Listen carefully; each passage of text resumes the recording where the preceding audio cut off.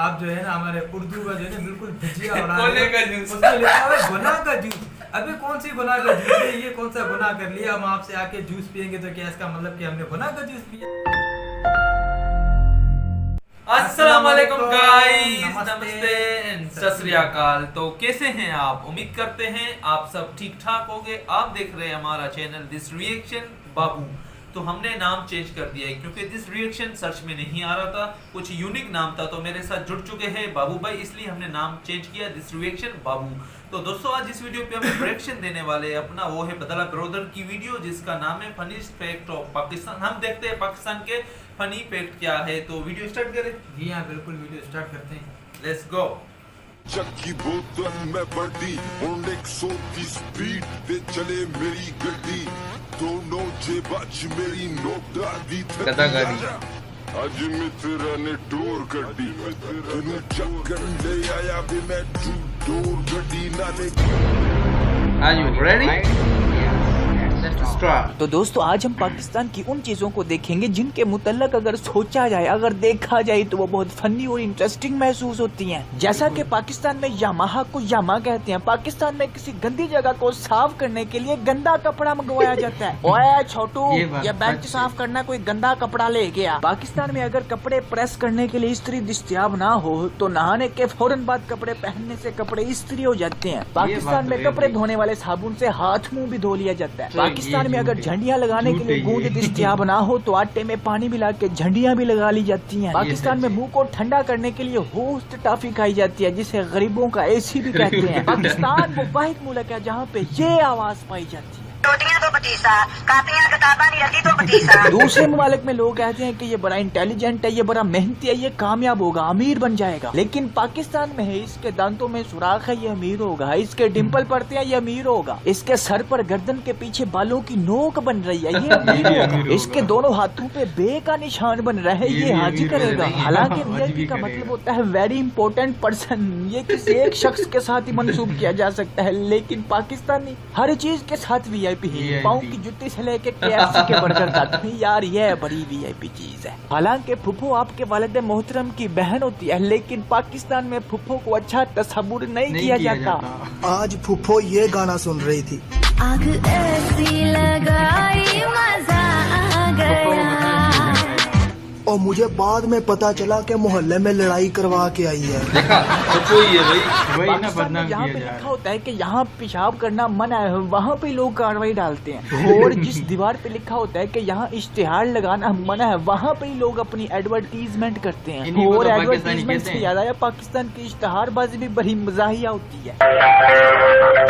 यार एड्स तुझे पता है लाजमी आनी है। हमने दराज के सेटिस्फाइड यूजर से पूछा कि वो स्मार्ट ऑनलाइन शॉपिंग कैसे करते हैं। तो चल भी नहीं सकते ये जैसा कि हुस्ना ब्यूटी पार्लर दुल्हन के साथ एक लड़की फ्री। मुर्गी के स्पेयर पार्ट्स दस्तयाब हैं। फैक्ट्री में पैकिंग के लिए फीमेल लड़कियों लेबर की जरूरत है। फीमेल लड़कियां, फीमेल भी और लड़कियां भी। मेरे ख्याल से ये बैनर टिकटॉक के खुसरों को मद्देनजर रखते हुए लगाया गया, क्योंकि आजकल टिकटॉक पे ये मालूम करना बहुत ही मुश्किल है कि कौन फीमेल है और कौन मेल है। भारत की फखरिया पेशकश, प्री पेड कनेक्शन के साथ 1.5 लीटर बोतल फ्री हासिल करें। हाय मैं मर गई, इतना टेस्टी बर्गर। पाकिस्तान में बहुत सी खवातीन इस खातून को अपनी वालदा से भी ज्यादा मकाम देती हैं इनके टोटकों की वजह से। इसलिए कुछ लोगों ने जुबैदा आपा का साबुनी बना दिया। अब गोरा होगा पूरा पाकिस्तान। खवातीन का आना मना है। खवातीन के कपड़ों की दुकान है और खवातीन का आना मना है। ये इधर देखो जरा, बंदे दस्तयाब हैं। हमारे यहाँ जलसे, कार्नर, मीटिंग और रैलियों के लिए पढ़े लिखे, अनपढ़, नारे बनाने वाले, नारे लगाने वाले हर तरह के बंदे दस्तयाब हैं। एक किसान के पास 17 भेड़े हैं। अगर 9 के अलावा सब मर जाएं तो कितनी भेड़ें बचेंगी? उलझ गए, पिए लिप्टन चाय और जहन क्लियर करें। जख्मी जूतों का अस्पताल। अच्छा, बस अब एड्स का सिस्टम खत्म। आपको मैं बोर नहीं होने दूंगा। पाकिस्तान वो वाहिद मुल्क है जहाँ पे अगर हमसाये के यहाँ लड़ाई हो रही हो तो पूरे का पूरा मोहल्ला इस तरह देखता है। सही कहा यार, सही कहा। यही सब तो होता है।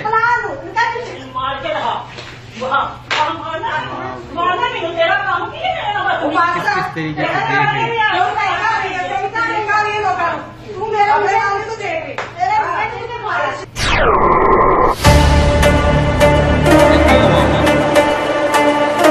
पाकिस्तान में जिस जगह लिखा होता है ना कि यहाँ कूड़ा फेंकना मन है, वहाँ पे लोग फेंकते हैं, और जब लोग बाज नहीं आते तो फिर उस जगह के मालिक को मजबूरन ये लिखना पड़ता है, आप यहाँ कूड़ा मत फेंके, शुक्रिया। कुत्ते का बच्चा पहले भी नहीं यार, ये क्या नहीं, फिर भी हम जरा एक और पढ़ लो। यहाँ पर कूड़ा फेंकने वाला है, तुझे महीना भर कब्ज रहे, फिर तुझे होता है।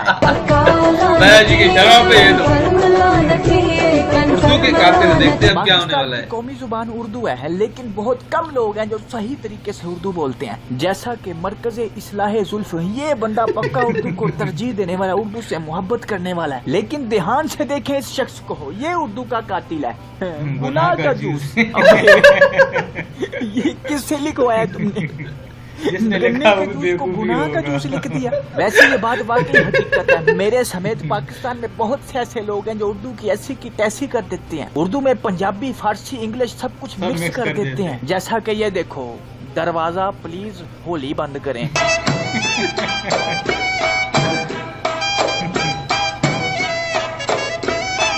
पाकिस्तान में अगर किसी घर के अंदर जमीन पर, फर्श पर कोई बर्तन गिर जाए तो बर्तन की आवाज तो आती ही है, लेकिन उसी घर के अंदर मौजूद कमरों में से भयानक गुस्से वाली 4-5 आवाजें और आती हैं, जिनमें गालियों की आमेजश भी होती है, और बाज़ औक़ात उन गालियों की आमेजश वाली खौफनाक आवाजों के साथ साथ उड़ते हुए छितर भी आते हैं। नमाज पढ़ते दौरान अगर सर पे पहनी हुई टोपी पहले सजदे में जमीन पे गिर जाए तो दूसरे सजदे में बगैर हाथ लगाए टोपी पहनने का हुनर पाकिस्तानियों के पास है। दूसरे मुमालिक में अगर कोई सड़क पर स्पीड ब्रेकर आता है तो लोग अपनी बाइक की स्पीड कम कर लेते हैं, लेकिन पाकिस्तान में अगर गले में कोई जंप आ जाए या सड़क पर स्पीड ब्रेकर आ जाए तो लोग अपनी स्पीड नहीं कम करते, बल्कि स्पीड को बरकरार रखते हुए अपनी तशरीफ उठा लेते हैं। बाइक मुल्क है जहाँ पे इस तरह के डांसर्स पाए जाते हैं। ये क्या कर रहे हैं? ये हमारा नाच है, पाकिस्तानियों का नाच है। या लाला दे प्यारे 5-10 रुपए मदद करो जितनी दफा। पाकिस्तान में जिन लोगों को उधार की आदत पड़ जाती है ना, वो चाहते हैं कि पूरी जिंदगी हम उधार पे गुजारा करते रहें, इसलिए दुकान के मालिक को मजबूरन ये लिखना पड़ता है, शेख रशीद की शादी तक उधार बंद है। उधार सिर्फ 80 साल और 90 साल के लोगों के लिए है, वो भी उनके वालिदैन के कहने पर। जिन लोगों ने उधार लोड करवाया, प्लीज बराए मेहरबानी जल्द अज जल्द उधार वापस करें, वरना बहुत जलील करूंगा। उधार करने वाले टॉप लोगों के नाम: सज्जाद गुल 1230 रुपए, काशिफ मुगल 935 रुपए। पाकिस्तान में कुछ ऐसे चवल हजरात भी पाए जाते हैं जो किसी भी रेडी पे जाते हैं या किसी दुकान पे जाते हैं तो वहाँ पे पड़ी हुई चीज को पकड़ के ऐवे ही खा जाते हैं। उस चीज का रेट पूछते पूछते आधी चीज वैसे ही खा जाते हैं, उतनी उन्होंने लेनी नहीं होती जितनी वहाँ खड़े खड़े खा जाते हैं। इसी टाइप के और भी चवलों को रोकने के लिए फिर दुकान के मालिक इस तरह के बैनर्स लगाते हैं: 1 टिक्की या 5 रुपए के पकौड़े के साथ चटनी नहीं मिलेगी, शुक्रिया। बराए मेहरबानी 30 रुपए से कम इजी लोड नहीं हो सकता, फजूल बहस ना करें वरना मोबाइल बेच दें, शुक्रिया। पकौड़ा बगैर इजाजत उठाना मना है, शरारती लोगों के लिए सजा का माकूल इंतजाम है। पाकिस्तान में मौके की मुनासबत से बहाने बनाने वाले ड्रामेबाज लोग भी काफी मिकदार में पाए जाते हैं।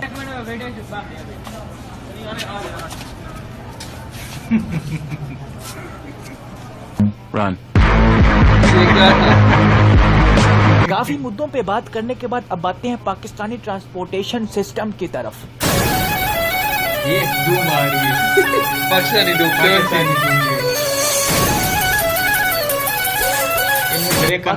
ट्रांसपोर्ट के लिहाज से खुले दिल की सखी और बहादुर कौम है। ये खोती रेड़ी के ऊपर कार भी रख लेते हैं और रिक्शा भी रख लेते हैं। ये कार के ऊपर पूरे घर का सामान रख लेते हैं और डिक्की में इंसान भी बिठा लेते हैं, और बाज़ औक़ात जानवर बिठाने की जरूरत हो तो उससे भी गुरेज नहीं करते। ये रिक्शा के अंदर पूरी की पूरी दुकान ट्रांसपोर्ट कर देते हैं, पूरे का पूरा मोहल्ला ट्रांसपोर्ट कर देते हैं और पूरे का पूरा ऊँट ट्रांसपोर्ट कर देते हैं। और रही बात राजा बस की, ये हवाओं में सफर करती है, इसका अल्लाह ही हिफाज़त होता है। ड्राइवर तो आखिरी गुसल करके कफन बांध जैसे उसने कभी घर वापस जाना ही नहीं, खौफ बस को उड़ाता है, चलाता नहीं। और इस बस में 72 लोगों की जगह होती है, लेकिन 172 लोग सफर करते हैं। जितने मर्जी खड्डे हो, जितना मर्जी पानी हो, जितने मर्जी लोग हो, जितना मर्जी रश हो, ये गुजर जाएगी, इसे कोई टेंशन नहीं। और ये राजा बस भी सिर्फ पाकिस्तान में ही पाई जाती है। इस राजा बस में मैं कभी किसी दिन पूरी एक वीडियो बनाऊंगा, क्योंकि मैंने इन बसों में 5-6 साल सफर किया college life life, university life, और अभी भी कर रहा हूँ क्योंकि यूनिवर्सिटी का 1 साल मेरा बाकी है। और इन बसों में होने वाले बहुत से हालात, वाकयात और मुशाहिदात मेरे जहन में जो बहुत इंटरेस्टिंग और फनी भी हैं। खैर अपने टॉपिक की तरफ आते हैं।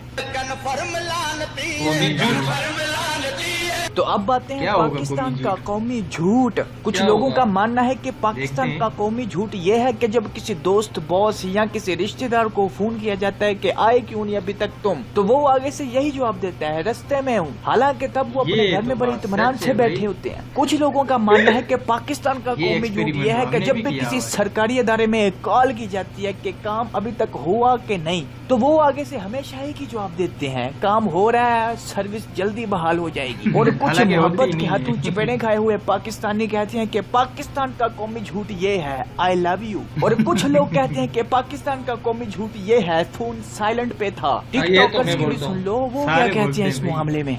बाबा जी पाकिस्तान का कौमी झूठ कीजिए। बाबा जी फरमाते हैं कि पाकिस्तान का कौमी झूठ रात 12 बजे। देख ले बिले। Need a professional website? I created one for our startup using Wix. Let me show you how it is. First, go to Wix.com. Our startup is. इनसे झूठ बोलने का भी फायदा नहीं है। टका 1:30 बजे तो रोटी 2:30 बजे। लेकिन मेरे ख्याल से पाकिस्तान का कौमी झूठ ये है जो कि हर पाकिस्तानी बोलता है तकरीबन। जब वो घर जाता है तो घर वाले पूछते हैं कहाँ थे, तो उसका पहला जवाब यही होता है इधर ही था। वे किथे गयास हैं अम्मा इथे ही था। खैर जो नए दोस्त पहली दफा तशरीफ लाए हैं वो क्या सोच रहे हैं कि इसके मिलियंस में सब्सक्राइबर नहीं है, छोड़े इसको दफा करो आगे चलते हैं। यार ऐसे तो ना करो, हम भी मेहनत करते हैं। उम्मीद है फासिक कि आपको ये वीडियो लाइक करना मत भूलें। अगर आप पहली दफा सब्सक्राइब भी करें तो चलता हूँ यार दोस्तों, मिलते हैं नेक्स्ट वीडियो में। Take care, keep smiling and ख्याल रखिएगा अपना। दोस्तों ये वीडियो थी बदला ब्रदर की, जिसकी लिंक हम दे रहे हैं डिस्क्रिप्शन में। काफी कमाल की वीडियो थी, मजेदार वीडियो थी और हमारा रिएक्शन आप देख चुके हैं। अब करते हैं इस वीडियो का रिव्यू। इसने जो इस वीडियो के अंदर बताया पाकिस्तान के एड्स के बारे में वो 100% सही थी बाबू। बिल्कुल सही थी और ये सच है। ये जो पाकिस्तान में जो एड्स हैं ना ये बिल्कुल इसी टाइप पे होते हैं, क्योंकि आप लोगों ने भी सुना होगा कि पाकिस्तानी आवाम किसी से कम नहीं है। और ख़ास करके पाकिस्तानी आवाम जुगाड़ में फर्स्ट नंबर है पूरे वर्ल्ड में, सही है। तो पाकिस्तानी कौम अक्सर ऐसे जुगाड़ करती रहती, क्योंकि पाकिस्तानी आवाम भी, फनी कह रहा हूँ माइंड मत करना, पाकिस्तानी आवाम भी जुगाड़ू है। और ये बात तो मानने वाली कि वाकई पाकिस्तानी आवाम जुगाड़ू है। और जो भी पाकिस्तानी कौम कुछ भी काम करती है उसमें उसका लाजमन कोई ना कोई जुगाड़ होता है। और ट्रांसपोर्ट के अंदर की बात करें तो हम इनमें बताया गया है कि 70 सीटों की जगह पे 170 लोग बिठाए जाते हैं। आई थिंक ये बहुत गलत कह रहे हैं, क्योंकि 200 से ज्यादा वो बैठ चुके हैं।